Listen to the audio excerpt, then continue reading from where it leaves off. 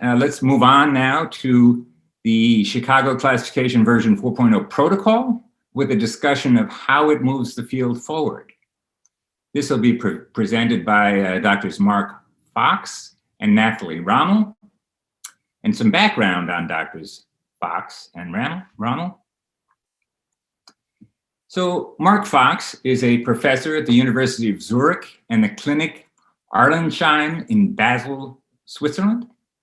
He is another mastermind of the Chicago classification and the mastermind of the Ascona meetings, two of which were highly successful and pulled off. The third, unfortunately, was compromised somewhat by COVID.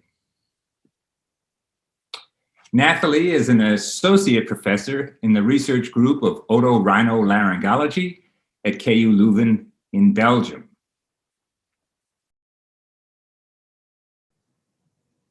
Welcome.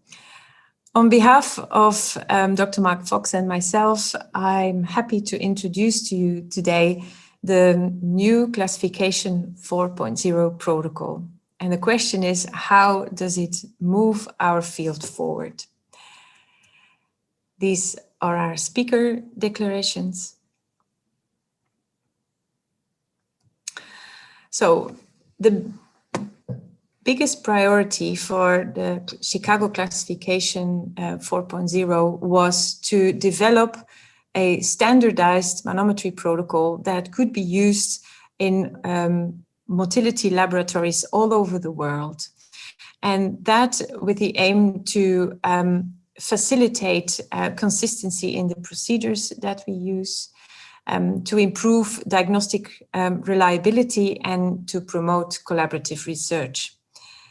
Having said that, we stick to the major aims of esophageal HRM investigation, and that is to understand the underlying mechanism of disease, but to provide a conclusive diagnosis, to really explain what the dysfunction is, such as failed bolus transport or reflux, but also to explain symptoms. Based on that, we can then guide our treatment more rationally and improve the quality of the life of our patients. Now, one of the problems in the previous version was the fact that symptoms during the testing were rarely triggered. The protocol included a recumbent position, small amounts of water, single swallows with some intervals to 20 or 30 seconds. Now, in the physiological situation where we swallow during eating, we do this normally in an upright position, liquids and solids with variable bolus sizes, multiple swallows, and different and variable time intervals.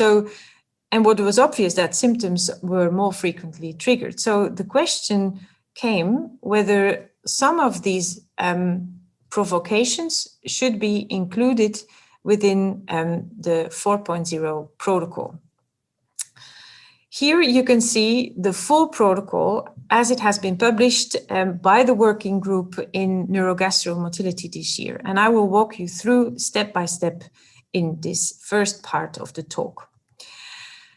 Before the procedure starts, we ask the patient to fast for at least 4 hours, but we do allow some small amounts of clear fluids.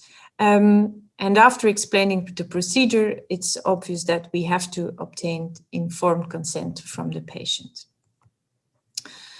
The working group recommended to use solid-state catheters with less than 2 centimeter sensor spacing with combined impedance sensors.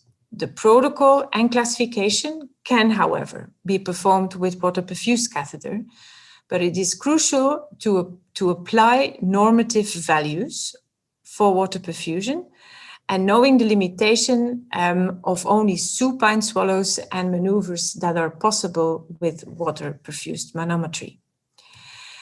Use high-resolution manometry impedance is recommended, but however not required, although it allows to assess intrabolus pressure, bolus clearance, and bolus flow through the EGJ. It is not required at this stage. The protocol is, of course, in that sense designed that it should be performed as efficient as possible to minimize the potential pressure drift, to reduce patient discomfort, and to improve patient tolerance. The protocol itself, the study begins in supine position, and it's crucial to apply supine normative values there. We start with a 60-second adaptation period to the catheter. Then we ask the patient to give us 3 deep inspirations with the aim to identify the upper esophageal sphincter, lower esophageal sphincter, respiratory inversion point, and the basal EGJ pressure. After that, a 30-second baseline recording is done during this time. And after the baseline, we ask the patient to swallow 10 5 ml wet swallows. And we leave 30 seconds between the wet swallows to avoid the effect of deglutative inhibition. After these 10 swallows, at least 1 multiple rapid swallow sequence is performed, but these can be repeated up to 3 sequences in case there is a failed attempt or in case there is an abnormal response. Here you can see a Klaus plot of the full protocol in the supine position, where you see the 60-second adaptation, 3 deep breaths, 30-second baseline, 5 ml wet swallows, 10 5 ml wet swallows, and a multiple rapid swallow sequence. New in the procedure is that we then change position. We change from supine to upright position, where it's of course important to use upright normative values. Protocol is initially the same, so 60 seconds adaptation period. And here again, it's important to find out and to verify where the anatomical landmarks are: the upper esophageal sphincter, lower esophageal sphincter, IRP, and the basal EGG pressure. Then we record again 30 seconds of baseline, and then at least 5 upright 5 ml wet swallows are recorded. Also here, we like to leave at least 30 seconds in between swallows. And finally, in the upright position, the working group recommended to do 1 rapid drink challenge with 200 millimeters of water, and that is ingested as fast as possible through a straw. And here again, you can see a full Klaus plot of the protocol in the upright position. That is initially similar: 60 seconds adaptation, 3 deep breaths, 30-second baseline, 5 ml wet swallows, and then a rapid drink challenge.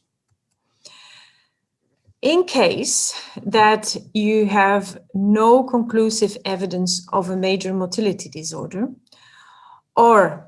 and the results from the standard esophageal protocol are not consistent with the clinical presentation of your patients, or the findings do not explain the symptoms of the patients, then it's recommended to do the following adjunctive tests. You could either do a solid test swallow in the upright position, you could do a solid test meal, or you can do a postprandial observation for rumination and or belching disorders. Pharmacological provocation, if available, can also be performed to help you to support the diagnosis of a true disorder of EGJ obstruction. And this is an example on how such a solid test meal looks like on a Klaus plot. It should maximally take 8 minutes. Now, when we have performed the protocol and the results are found to be equivocal, or there is a suspicion for an EGJ outflow obstruction that is not fully fulfilling the criteria for achalasia, the working group recommends to do and to consider the following complementary tests. First, or either a time barium esophagram, and this should preferably be done with a barium tablet swallow, and or an endoluminal functional lumen imaging probe, an endoflip, to test the EGG outflow obstruction. Now, although the protocol here is designed to be the optimal protocol based on the literature and the current available evidence, clinicians are still able to modify the protocol. And that depends on the resources that they have and on the time that they have available to perform the studies. Crucial here is that you need to perform and apply the normative values. And if you use other positions and other provocative tests, that they need to be used appropriately. One other thing that the group has considered is if a clinician prefers to start their manometry in the upright position, you could also consider to perform 10 upright swallows of liquid instead of 5. And this slide just highlights the different available normative values and diagnostic thresholds that are specific per manufacturer and per catheter.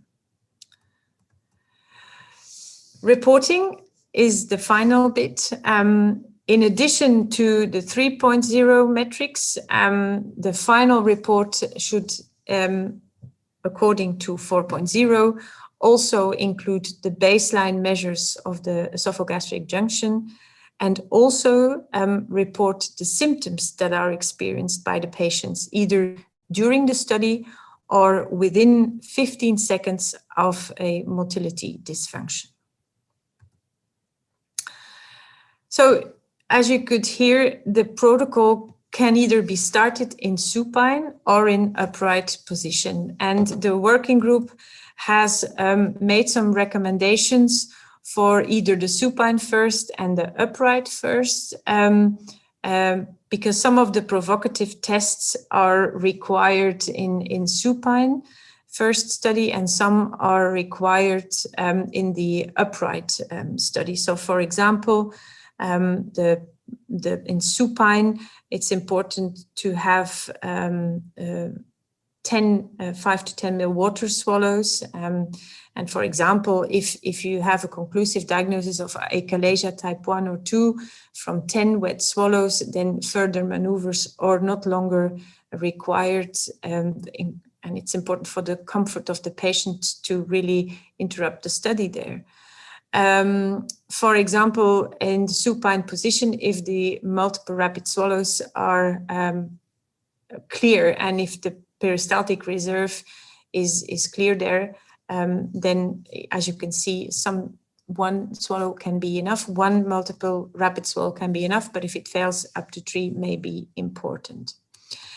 So, as you can see, not all provocative tests need to be applied in all patients. If the full protocol cannot be completed, then a shortened version can be applied. But the most crucial thing is that the protocol should be tried to be followed until a conclusive diagnosis is there that explains the symptoms and that a real motility disorder can be excluded.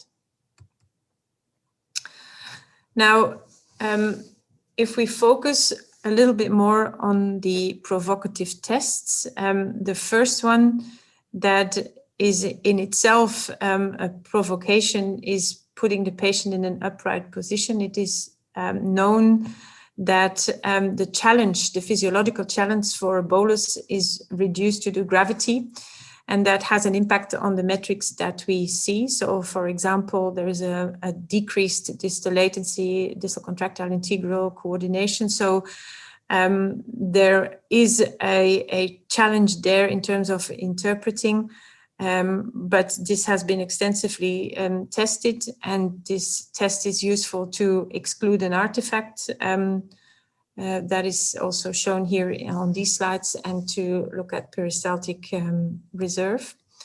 The multiple rapid swallows, the MRS, is also well studied, and is basically used to test deglutative inhibition and peristaltic reserve, and its clinical relevance has clearly been demonstrated in preoperative assessment of gastroesophageal reflux disease.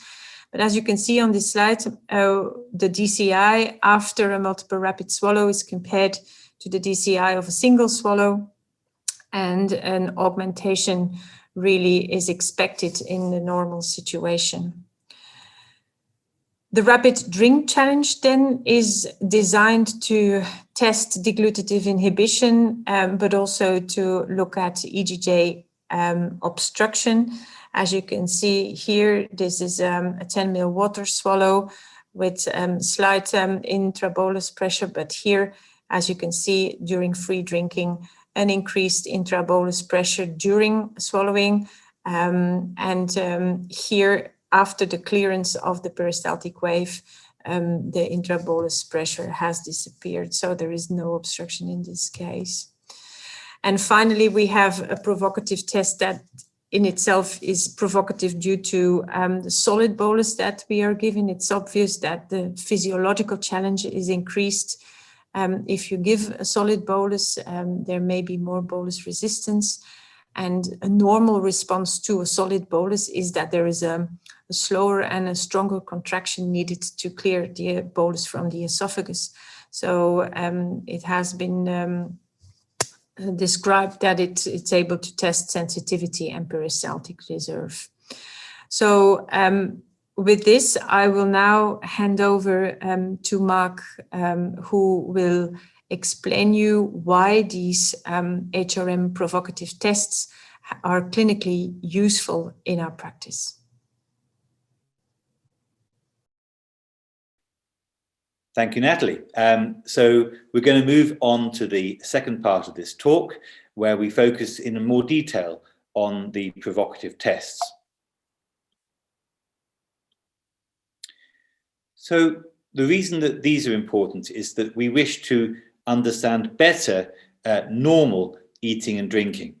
And if we're to do this, we have to test the patient in a more normal seated position, at least some of the time, and with normal bolus foods to eat and drink. And we know this is important because studies have shown in the last few years that investigations based on wet swallows alone have a suboptimal sensitivity for motility disorders. And in particular, studies based on water alone very rarely reproduce symptoms. Maybe 2, 3, 4% of people complain of symptoms during water swallows, whereas at least half, maybe 2/3 or even more, have typical symptoms if given a solid test meal of at least 20 bites of food. But of course, this then brings us to an important question. Okay, now we've got more complicated information. How should we interpret the results of these provocative tests? To put it to the point, which test is right? Which test gives you the information that you need to know? And for this, one does have to look at the data. So Natalie has shown you this in brief. Position has well-established effects on metrics in health and, for what it's worth, also in disease, very similar effects, even though the motility may be abnormal in both situations. In the upright position, the EGJ pressure is lower and also the IRP pressure is lower, and that's quite important. Further, the distal latency may decrease a little bit. The DCI certainly decreases, and also the coordination, so the gap, the transition zone between the proximal and the distal contractions widens to some extent.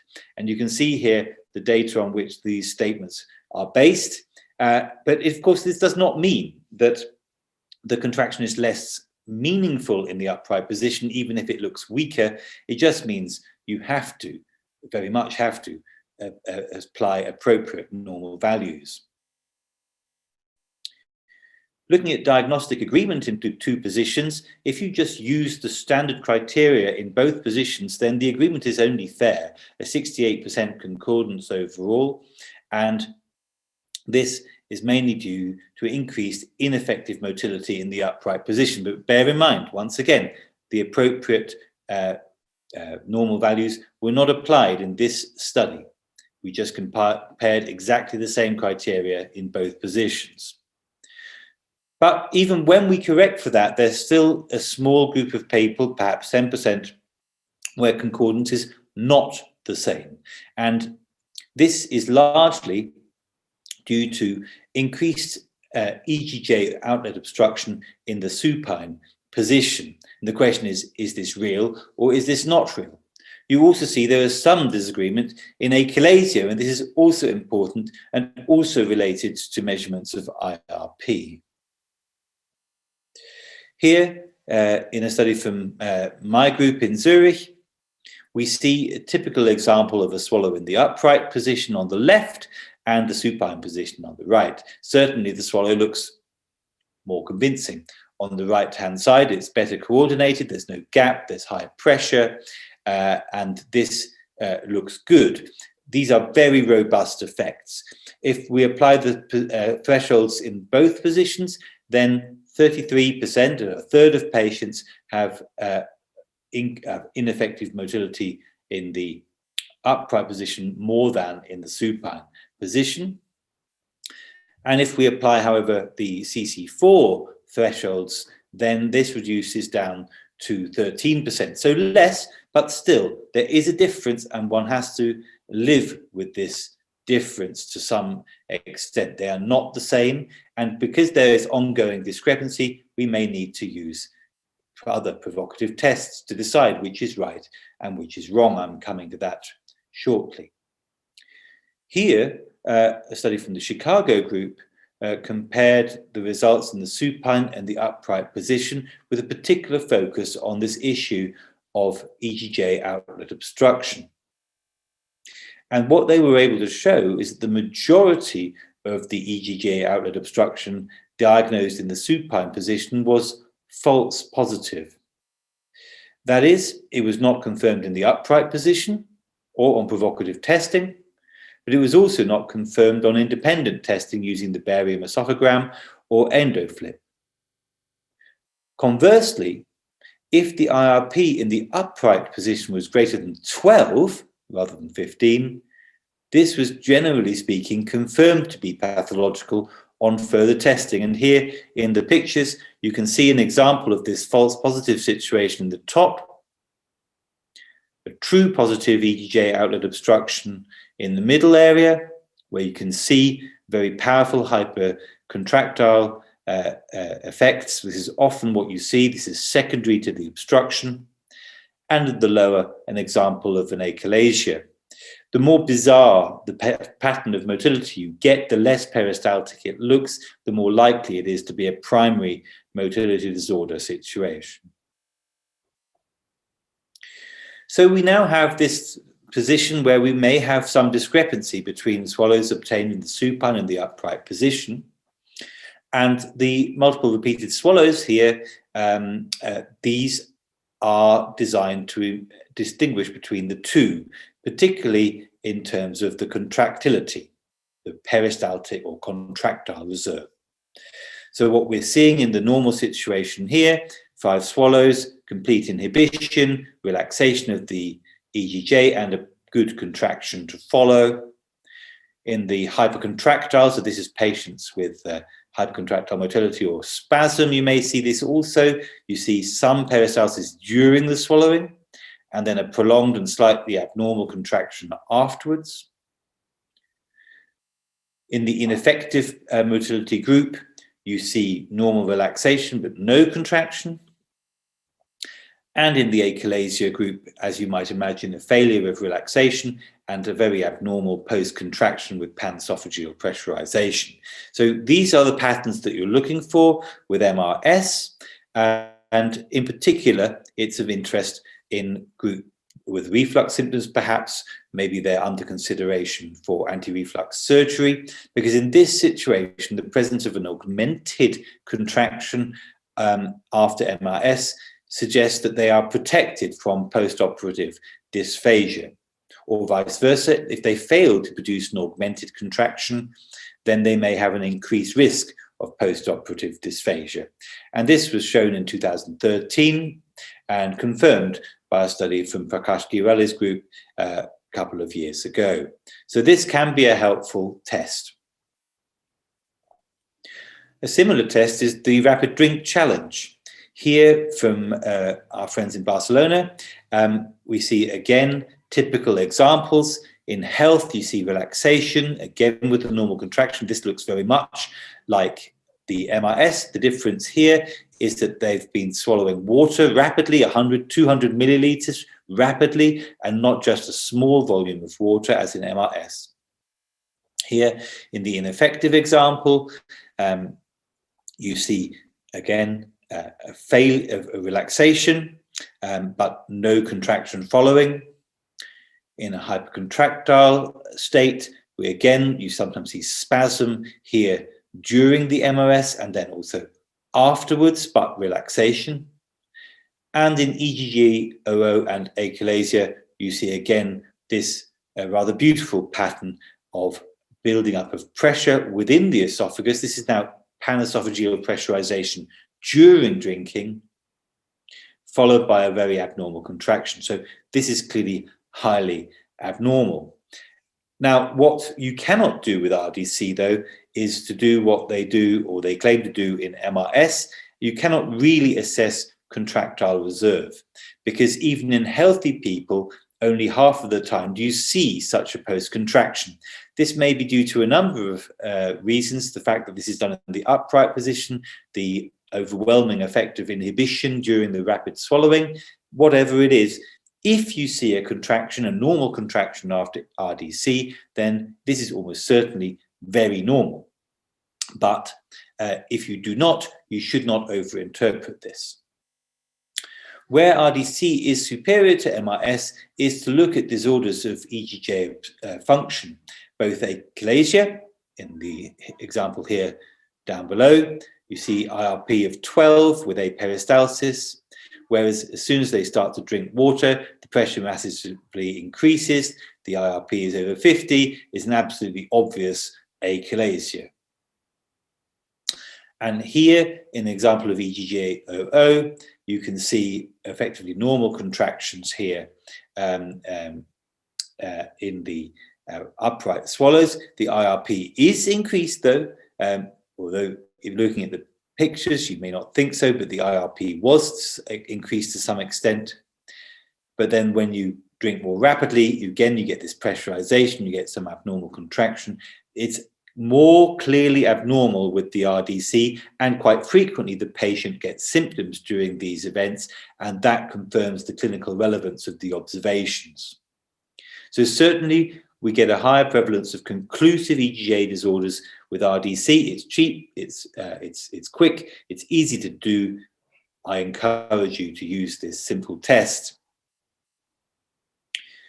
And here, just to prove that this works also in studies, in a large dual center study with my friend Rami Swice in London, they identified about 8% of patients with achalasia, but IRP of less than 15, so suspected achalasia, but not meeting the full Chicago criteria. And then when they gave them the RDC, there was clear evidence of panesophageal pressurization. IRP was increased. And this is an important thing to mention because it can be difficult to distinguish between aperistalsis and achalasia. But these individuals, when they were diagnosed using RDC, they responded just as well to therapy as those with a more typical IRP greater than 15. So these are easy to perform tests with clinical relevance if positive. Moving on to solids and the solid test meal. This is one of my favorite topics. Just to quickly review how to analyze this information. It is more complex, the pressure data, but I don't think it's that difficult to analyze. What you're looking for is something very simple. You need to count the pharyngeal swallows, but double swallows you can count as one swallow. And then you count the number of effective contractions, defined as not being simultaneous, with a DCI of greater than 750, with a good coordination, so no more than 3 centimeter breaks. and with a normal IRP, which for solids is less than 25. Why is it higher? Because the viscous resistance to bolus transport is higher for solids. In a large serial diagnostic study where we compared water swallows and the solid test meal in a representative group of patients, the diagnostic yield was doubled for major motility disorders using the Chicago version 3 classification, going from 22% to 43%. And EGJ outlet obstruction was the diagnosis most often missed. Here below you see a perfect example, entirely normal water swallows, but as soon as the solids began to be taken, you can see a build-up of intrabolus pressure, increased IRP, highly abnormal swallows. There is clearly something going on, and that something is at the EGJ in this case. Taking the group that profit most from this approach, patients with dysphagia, we can see that water swallows in this group with dysphagia showed major motility disorders in 35% of cases, but with solids, we doubled that. And these were important diagnoses to meet. Achalasia, that wasn't really the issue. RDC detected that just as well as solids, but EGJ outlet obstruction was very greatly increased. The detection rate was much higher. And this was not only in patients after operations, this was also in people with primary motility disorders and occult fibrotic changes, for example, in peptic stenosis or in eosinophilic esophagitis. We also saw an important increase in the number of esophageal spasm cases. Conversely, we saw considerably less people with clinically relevant ineffective motility, which is a useful thing because, of course, we have very few treatments for such cases where symptoms are related to ineffective motility. Here we see that we were also able to identify the causes of symptoms during the test meal. In people with achalasia or another major motility disorder, more than 4 in 5 patients had symptoms reproduced. And if we defined ineffective motility more or less the same way that we do in Chicago 4, we were also able to show that 70% of this group also had symptoms during the solid test meal, confirming ineffective motility as a cause of symptoms. Whereas in people with a truly normal motility, only a third experienced symptoms, and I think many of these had increased visceral sensitivity as part of a functional disorder. But these are important findings if you're interested in answering the question, where do my symptoms come from? And here again, in a study from London, Rami Sweiss's group showed in 78 consecutive cases EGG-00 detected by HOM investigation, a positive finding defined in the ways that we've just described to you. They were able to show that, again, raised IRP in water swallows was sometimes false positive, and they were also able to show that a significant number of cases that they identified were only identified with free drinking or with solids. And again, similar to the previous example in achalasia, these were clinically relevant. When treatment was directed at the EGJ dysfunction, they improved symptoms in 85% of cases, which is a similar success rate to other cases where they were detected simply with water swallows. Very briefly, if the patient's symptoms are not occurring during the meal but after the meal, postprandial observations can certainly help you differentiate between, let's say, volume reflux after the meal and other conditions such as rumination, supragastric belching, and the like.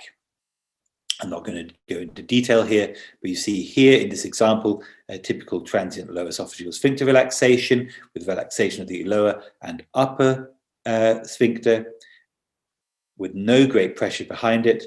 And here, very shortly afterwards, rumination with increased pressure intra-abdominally, where the impedance shows you a retrograde passage of gastric contents to the mouth.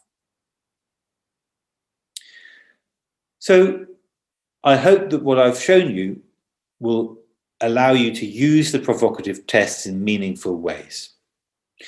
You may choose to start the Chicago classification protocol in the supine or the upright position, and depending on your clinical suspicion and the findings of water swallows, you can select the adjunctive provocative tests that you require to confirm the diagnoses. You don't necessarily need to do the whole protocol, although that remains the ideal. Here in the primary classification document, there's an algorithm which will help you work out exactly how to use this data and how to get to the conclusive diagnosis that you require to guide rational treatment. And so, in summary, the advances that I've described. Chicago 4 protocol now includes positional change and provocative testing. We do recognize that a flexible approach can be useful in your daily practice, and this can be catered for. All the tests that I've talked about have been validated, normative values are available, and pathological thresholds have been established. And there is increasing evidence that these provocative tests can increase the accuracy for a conclusive diagnosis, identify the cause of symptoms. And in Chicago 4, we also recognize that you will want to confirm some of these findings with barium esophagram, endoflip, and this is integrated into the diagnostic process. So the Chicago classification remains hierarchical. The EGJ function is clearly still more important than peristaltic dysfunction, but we've now excluded minor disorders. Everything that you find on Chicago 4 should be clinically relevant, and we believe this will help you manage your patients more effectively. So I'd like to thank you for your attention, and for those of you who use impedance manometry, I promise you great strides have been made by Natalie, Taher, and their colleagues. This will probably be there in version 5. Thank you.